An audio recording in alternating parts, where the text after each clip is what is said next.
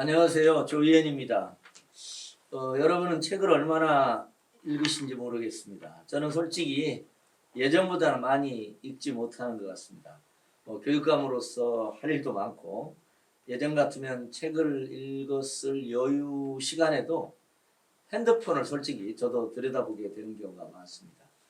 하지만 책을 읽는 건 중요합니다. 책을 읽고 한 번 더 고민하고 생각했을 때 한 사람의 인생에도 여러 사람이 모여 만들어진 공동체에도 나아갈 길이 만들어진다고 저는 생각을 합니다. 그래서 제가 조희연 TV를 통해서 새로운 기획을 시작합니다.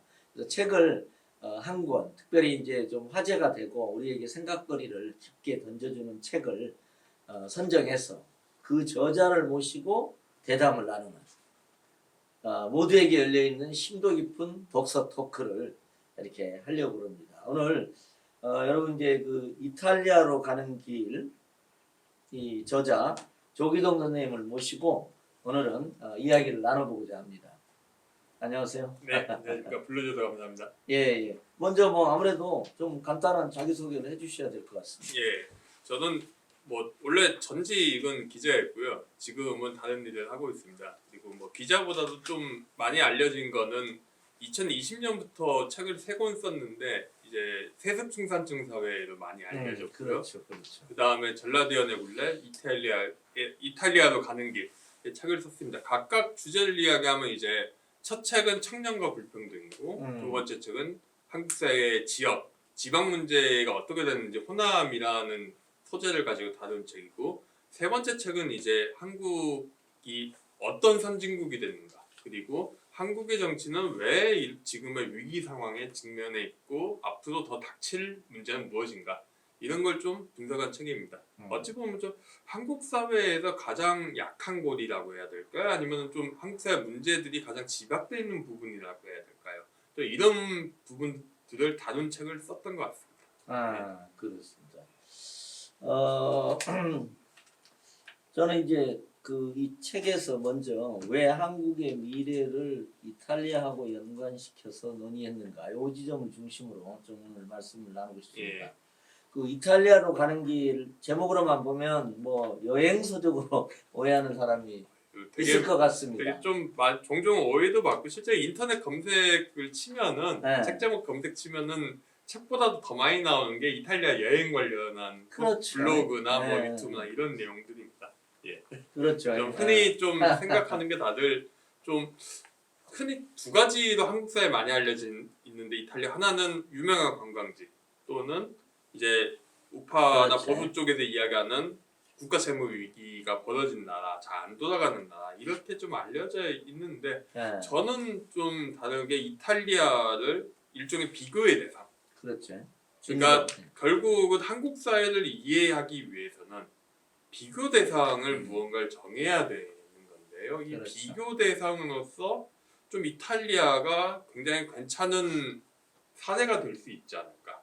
우리가 흔히 이야기하는 미국이라든가 아니면 진보 쪽에서 그렇죠. 이야기하는 스웨덴이라든가 또는 영국이나 독일, 프랑스 같은 나라보다 이탈리아를 비교 대상 내지는 대조 대상으로 삼았을 때 굉장히 좀 한국 사회의 풍요로운 논의를 이끌어내지 않을까 해가지고 이제 책 제목을 그렇게 적었습니다. 지금 선진국에 진입한 한국 사회를 비추어 보는 거울로서 이탈리아를 선정한 것 같습니다. 그래서 이 책의 제목에 보면 선진국 한국의 다음은 여기에 이제 물음인 것 같고 또 여기 보니까 이렇게 아무것도 바꿀 수 없는 사회는 어떻게 등장했는가. 아마 이태리도 그런 요소가 있고 한국도 지금 그런 위기적 증후가 있다. 이렇게 아마 이제 지금 보시고 있는 걸로 저는 이제 생각을 했는데 어쨌든 우리가 그동안 오매불방 선진국이 되기를 소망했잖아요. 그래서 이제 선진국으로 공식적으로 이제 됐습니다. 그런데 선진국에 진입한 대한민국의 모습이 그동안 이제 지향점으로 삼았던 선진국 미국이나 또 이제 선진국 북유럽, 핀란드라든가 북유럽이 아닌 선진국 이탈리아에 가까우고 있다. 그러니까 굉장히 경고 메시지를 바라신 것 같아요. 그래서 요 점을 좀 한번 설명을 일단 먼저 해주셔야 될 것 같습니다. 네. 제가 뭐 솔직히 말씀드리면 이탈리아에 살다 온 것도 아니고 뭐 이탈리아 지역 전문가도 아니고 원래 처음 시작은 이제 저출산 관련한 글을 쓰면서였는데 OECD 저출산 통계를 쭉 보면은 굉장히 재밌는 게 한국이 언제나 압도적인 꼴찌고요. 한국 다음에 어떤 나라가 있느냐 보면은 이탈리아, 스페인, 그리스, 그 다음에 뭐 일본 같은 나라가 있습니다. 즉 남유럽 아니면은 아시아 국가들이죠. 그럼 아시아 국가들의 저출산 원인은 그런가 보다 할 수가 있는데 그러면 남유럽은 왜 나라가 저출산이 됐느냐 이런 거를 따져보면은 많이 이야기하는 게 결국은 이중노동시장, 이중복지구조가 이야기가 나오고 두 번째로 굉장히 가부장적 사회다.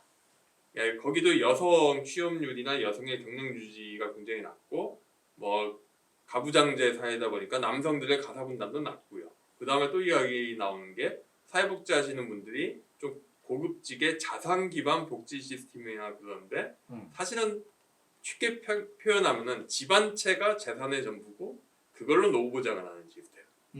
이런 거를 이야기하는 문건들을 쭉 보니까 이거 너무 이 반도의 어느 나라와 가까운 거 아닌가? 이런 생각을 하게 됐고요. 그 다음에 좀 더 이탈리아 사회가 왜 그렇게 됐는가 좀 따져보니까 굉장히 한국과 비슷한 스토리가 많습니다. 대표적인 게 이탈리아 사회도 2차 세계대전 이후만 해도 이게 유럽에서 좀 꽤 뒤처진 나라였습니다. 그러니까 2차 세계대전 때 무솔리니의 이탈리아가 빨리 파시스트 국가가 됐는데 전쟁이 일으켰는데 독일과 다르게 판판이 이제 주변 국가한테 깨지는 스토리가 나오는데 이 깨지는 게 왜냐? 결국은 탱크를 못 만들고 항공기를 못 만들고 산업 기반이 약하기 때문인데요. 뭐 그러면은 이런 나라는 어떻게 지금의 선진국이 됐느냐 보면은 2차 세계대전 이후에 굉장히 맹렬한 기세로 공업들이 발달합니다. 그리고 기계공업과 자동차공업, 석유화학공업 이런 게 발달하면서 수출 지향형 공업하는 거예요. 그러니까 관광의 이탈리아는 일부분이거든요. 근데 중소기업 이야기도 나오는데 농업이나 흔히 한국 사람들이 생각하는 거는 뭔가 협동조합이 번성한 이탈리아, 뭐 농업이 잘 갖춰진 이탈리아 이런 이야기도 하는데 독일이 꽤 비정상적으로 제조업 비중이 높은 거고 한국이나 독일이 이탈리아도 독일 다음으로 서유럽에서 제조업의 부가가치 비중이 높은 나라가 이탈리아입니다.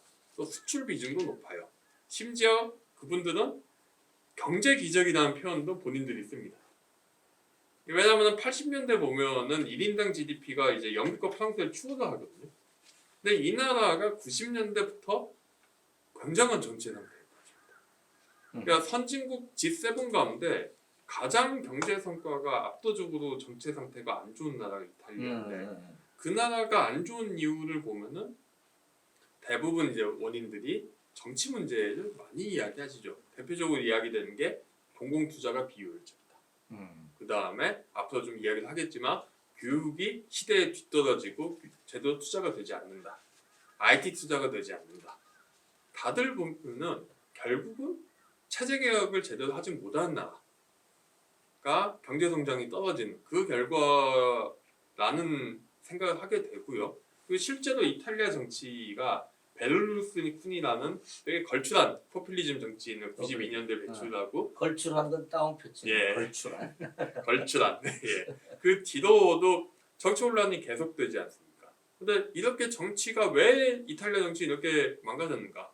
잘 제대로 작동하지 않는가 따져보면은 이게 한국의 지금 다가가고 있는 미래와 비슷하게 결국은 경제나 사회 변화에 정치가 그 맞춰서 변화하지 못하고 결국은 정치 질서가 와해하고 빈 공간을 포퓰리즘 세력이 자리 잡으면서 그 문제 정치가 사회 전체의 변화를 이끌어 나가지 못하는 그런 나라가 된 게 아닌가 그런 고민에 이제 이탈리아로 가는 길이라는 예.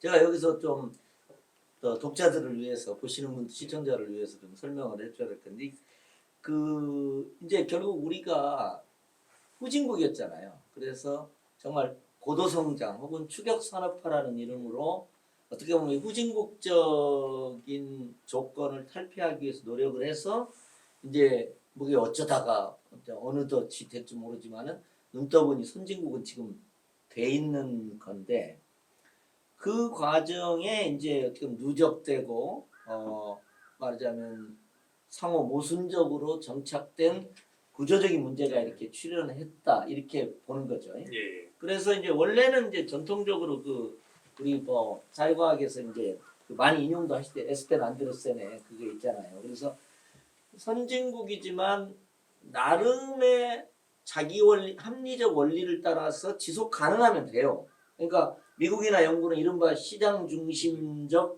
어떤 자유주의와 기반해서 이제 그게 작동을 하는 거고, 프랑스, 독일은 뭐 사회적 시장 경제라고 해도 좋고, 사회보험 기반 보수주의라고 표현도 하셨던 이런 것도 좋고, 아니면 이제 우리는 보통 이제 이상적인 게 동유럽이죠. 동유럽형 삼인주의인데 요 세 가지 경로로 갈 것으로 많이 생각하죠. 왜냐하면 미국을 흠모하기도 하고 또 많은 진보적인 인사들은 북유럽을 상정하고 그게 안 되면 어떤 나름의 중간적 경로로서 이제 독일형 요걸 이제 사실 속마음은 많이 독일을 생각하셨던 것 같습니다. 그렇죠. 네. 근데 갑자기 이제 이탈리아가 되고 이탈리아를 호명하신 겁니다. 예, 지금 그렇죠. 호명해서 예.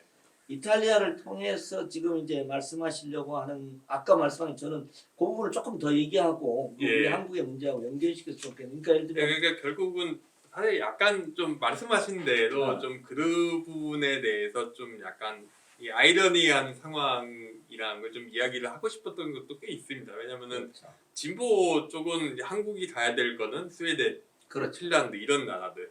굉장히 3인당이 강하고 우리도 지금 진보 세력이 강하고 노사 간의 어떤 노사정 대타협으로 뭔가 임금 같은 거를 균일하게 책정하고 노동시장 굉장히 적극적으로 개입하면서 다른 한편으로는 산업 경쟁력을 갖추면서 또 어떤 교육이나 복지도 튼튼한 일종의 선순환 쪽 구조가 일어난 정부나 노동계 중심의 그런 나라를 꿈꿔왔고 뭐 보수 쪽이 꿈꿔온 나라는 이제 미국이죠. 자유시장 경제 그리고 시장 경제의 힘으로 굉장히 뭔가 경제 성장을 계속 추동해 나가는 거기서 나가는 문제들은 결국 성장으로 계속 메꿔 나가는 그런 형태의 나라나 아니면은 미국이 안 돼도 그래도 영국 정도 한 이 정도 생각했을 거고 현실적으로는 제조업 강국인 한 독일 정도 많이 이야기도 하시죠. 그렇죠. 그렇지만은 우리가 과연 도달하고 있는 지점이 과연 우리가 미국도 아닌 것 같고 그렇죠.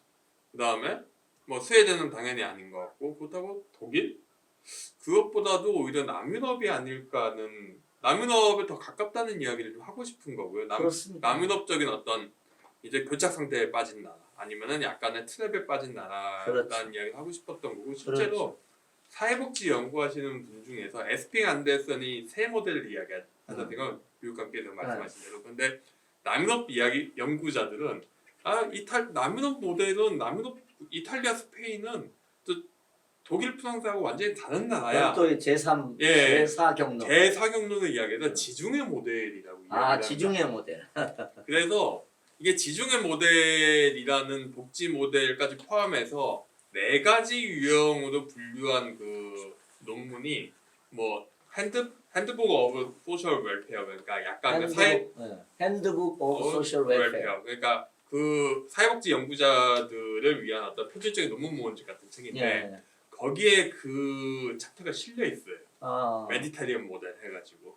메디테리언 모델. 꽤 어느 정도 일반화된 이야기이기도 하고 그래서 제가 아주 뭐 틀에 벗어난 이야기도 아니고 좀 이렇게 한번 이야기를 해서 하는 게 좋지 않을까. 저는 그 점에서는 저도 그 전달하고자 하는 메시지를 굉장히 경각심 있게 받게 된 계기인 것 같아요. 그러니까 이태리를 어쨌든 우리의 현재 어떤 모순적 상황을 혹은 교착적 상황을 비춰보는 거울이라고 했을 때 저는 이제 아까 말씀하신 여러 가지 중에 책에 계속 얘기하고 있는 것 중에 하나가 이제 그 뭐랄까 이중구조.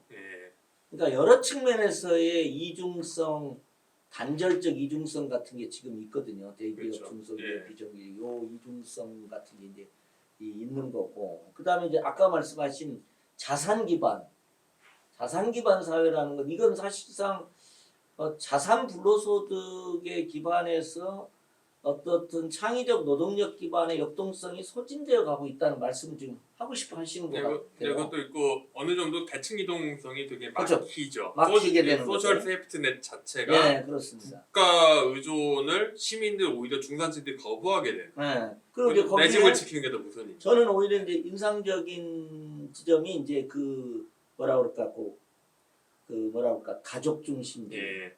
혹은 가부장제 혹은 성차별적 문화가 강한 그것도 뭐 이중구조하고 연관될 수 있겠지만 어쨌든 그런 거고 그렇기 때문에 이제 뭐 저출산은 그 모든 게 압축된 예, 그렇습니다. 예. 실제로 연구자들도 이탈리아 저출산이 왜 되느냐 이야기를 할 때 언제나 빠지지 않는 게 이중노동 구조하고 자산기반 복지 시스템 네. 언제나 이야기.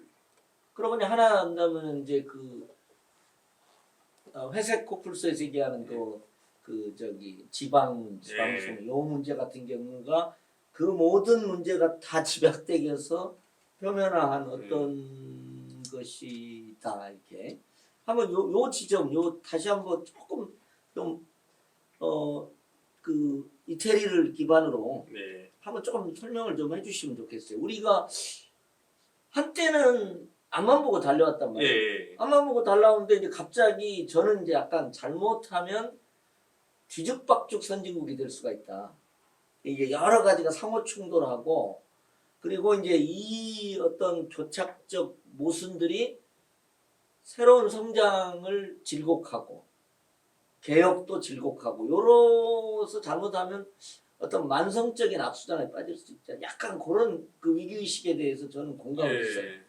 그러니까 좀 약간 결국은 저는 이제 책에서 많이 정치 이야기를 하는데 네. 결국 시스템 개혁, 체제 개혁은 정치를 어떻게 해야 후반부에서 조금 얘기를 하고 대안으로 그렇게 오늘은 구조적인 문제를 먼저 그런 이야기를 하는데 그 이탈리아 정치를 보면 재밌는 집단이 베를루스코니가 같이 등장 92년에 같이 등장한 대략이 북부 동맹이라는 대략이 있어요. 동맹이라는 건데 지금은 그냥 한마디로 북부 부유한 북부 그냥 토리노라든가 뭐 베니스라든가 밀라노 본지는 밀라노에 있는데 동맹의 본지는 그 거기는 우리는 가난한 남부와 완전히 우리는 다른 민족성을 가진 나라 지역이다.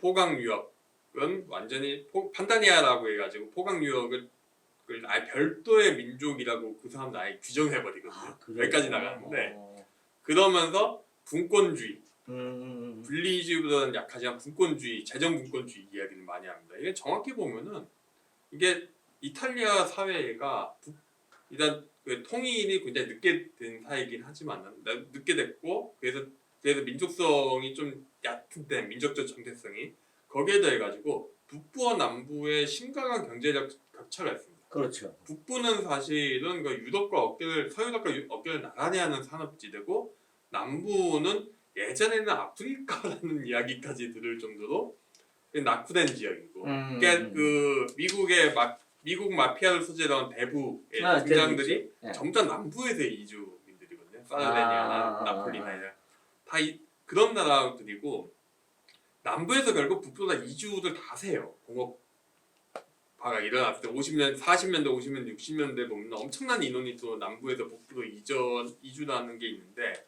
근데 재밌는 게 가난한 그러니까 그런 지방 전형적 수도권과 지방의 문제죠. 한국에 대입해 보면. 그렇죠. 이 격차가 커지고 이게 결국은 예전에도 기민당이라는 정당이 아마 우리로 치면은 장기간 집권한 보수 우파, 자민당보다 약하지만은 우파 그 정당이 남부와 농민들과 북부의 자본가들을 엮어가지고 일종의 지지연합을 만듭니다. 그러니까 그래서 북부에서 돈을 걷어서 남부에다 돈을 지원을 해주고 자리도 주고 뭔가 그런 식으로 우리로 치면 전형적인 지방 정당들의 행태를 보여주죠. 그런데 그 정당이 무너지자마자 등장한 게 우리가 왜 남부에 돈을 퍼줘야 되나요? 그렇죠. 이런 세력이 단숨에 이탈리아 의회의 6분의 1을 차지합니다. 베를루스코니하고 사실 차지하는 의석수가 똑같아요. 거의 비슷한 수준인데 지방 동맹이라면 조금 뭐 변방이 아니라 여기는 어떻게 보면 기득권 중심 우리로 치면은 중심주의죠. 우리로 치면 딱 수도권 중심주의. 서울 중심주의, 메가 서울 이런 남편들이죠. 네. 예. 그냥 결국은 이게 그냥 지방은 그냥 불쌍한 사회냐? 그게 아니죠. 지방에 그렇게 퍼주기만 하면 지방의 부패가 당연히 심한 사회고. 그렇죠. 그리고 투자한 자본의 가장 문제는 그렇게 돈을 퍼주는데 왜 지방은 성장하지 않느냐? 결국 이 문제는 지방이 제대로 성장할 수 있는 여건 내지 지방이 성장할 수 있는 거버넌스와 연관이 되는 문제인데 이게 똑같이 한국 지방이 당면하는 문제고 이게 나온 게 레고랜드 사태에서 잘 보여줬고요. 레고랜드 사태가 전형적으로 중앙에서 돈은 싸게 땡길 수가 있는데 여의도에서 그걸 사업성 없는 거를 만든다고 지방은 옛날에 하던 대로 사업성 없는 사업을 고집하다가 난리가 났는데 레고랜드 말고 되게 많습니다. 한국에 보면은 대표 창원에도 로봇랜드라고 있거든요. 그러니까 비슷하게 거기는 이제 로봇을 가지고 테마파크를 만드는 건데 산업지대가 제대로 안 돌아가서 그것도 몇 천억 적자 나 있습니다. 지방에 다들 그게 숨어져 있어요. 그렇죠. 그러면서 이번에 사고가 터진 게 잼버리 사태가 이번에 터지는 거고 그 거버넌스의 문제 자체가 사업을 제대로 할 수 있냐 없냐 나오면서 수도권이 반발하게 되고 전통적인 형태의 이교적인 분배 시스템 사실 수도권과 지방의 그게 단순하게 지방이 낙후돼 있기 때문에 하는 게 아니라 산업화 과정에서 소외되는 지방을 상대로 예. 재분배를 해주는 거였잖아요. 예. 예, 일종의 산업화에 대한 어떤 부작용을 정부 재정으로 메꿔주는 시스템이었는데 이게 더 이상 이제 유지될 수가 없는 상태까지 도달한 거죠. 이게 보여주는 게 지금의 벌어지는 한국에서 벌어지는 수도권과 지방의 대립 전선이고 거기에 대한 약간의 가장 비근한 사례가 저 이탈리아 북부동맹의 사례가 아닐까라는 생각을 합니다. 예. 나머지 부분도 굉장히 좀 뒤에 이야기는 하겠지만 많은 부분에서 한국의 정치 시스템이나 기존 시스템이 과연 지금 과거에 형성된 시스템들이 예. 지금에 일어날 변화를 과연 감당할 수 있는가 내지는 앞으로 일어날 변화를 적응할 수 있는 대응할 수 있는 시스템인가 하나부터 굉장히 많은 시스템이 지금 붕괴 일부 직전에 도달한 게 아닌가라고 생각을 하고 그러니까 저는 그거지 북부동맹이라든가 이런 걸 저는 아까 그 자산 기반 사회, 자산 기반 복지라는 의미가 말하자면 고도성장 과정에서 출현한 어떤 새로운 강자들, 경제적 강자도 네. 있고 그 지역적 강자도 있고 이렇게 강자들이 있거든요. 네. 그게 이제 어떻게 보면은 기득권 질서를 구성하면서 좋기는 이제 이 고도성장 과정에서 성취한 부와 자원들을 일정하게 재분배하면서 소외된 부분의 역동성을 끌어내고 또 필요하면 정치적으로 통합해내면서 말하자면 좀 안정적이면서도 역동적인 사회를 만들어야 되는데 어떻게 보면은 이제 그런 표현도 있으시더라고요. 대기업 중심의 수출 지향 경제의 질적 고도화 중간에. 네. 근데 어떻게 보면 그 질적 고도화 과정에서 생존한 소수의 그 대기업들 같은 경우는 이제 나름의 그 정치적 사회 정치적 경제적 영향력을 갖고 있는 거죠. 그렇죠. 그러다가 보면은 어떻게 보면은 자신의 기득권을 이렇게 완화하는 식의 개혁은 좀 어려운 지점이 있는 거고 수도권과 지방의 관점에서 그동안은 너무 수도권 중심주의니까 지방을 우대하고 지방과의 균형을 맞춰야 된다는 게 균형론이 지배적이었는데 지금은 어떻게 보면 뭐가 문제냐? 약간 이게 이제 이런 변화들이 좀 있는 것 같아요. 전 이번 총선에서 총선뿐만 아니라 최근 몇 년 사이에 사라진 담론 중 하나가 지방은 어떻게 살릴 것인가 하는 담론이 이제 완전히 점점 중심 담론에서 점점 퇴조하고 있다고 생각을 하고요. 동시에 그러면 사회복지 시스템 어떻게 바꿔야 될 거냐는 담론도 점점 퇴조하고 있다고 생각합니다. 예, 특히 이제 정치권에서 이번 총선이 굉장히 결정적으로 아무도 핵심 아젠다로 핵심 문제로 지방과 복지 시스템을 전혀 이야기하잖아요. 아무도 또 수선할 생각도 잘 안 합니다. 이번에 대표적인 게 건강보험 시스템 같은 경우에 그렇죠. 더 이상 유지할 수가 없는 지점에 도달했는데 이거는 건강보험 시스템의 아주 구조적인 문제인데 네. 의사를 충원하고 말고의 문제가 아니라 아무도 이야기를 안 하고 있고요. 결국 그냥 뭐 한쪽에서는 그냥 혜택 더 줄게, 한쪽에서는 혜택은 더 주긴 무슨 우리는 그냥 의사 그냥 늘리고 말 거야 만 내려가겠지 하는데 양쪽 다 해결책이 아니라는 게 굉장히 분명한 상황인데 그러고 있고 연금개혁은 그냥 묵묵부답이고 뭐 기타 등등 아주 많은 문제들이 그냥 밀어두고 있죠. 외국인 문제만 해도 회사꽃 필서에 제가 다루고 있는 게 네. 이게 노령화 지방 외국인인데 그렇습니다. 노인과 지방 이제 이야기를 드렸고 외국인만 해도 이제 이민청을 이야기하는데 그 수도권은 오히려 서울이 외국인이 없지 지방은 이제 외국인들이 이제 주류입니다. 주류가 아니라 이제 주류의 하나로 점점 올라오고 있습니다.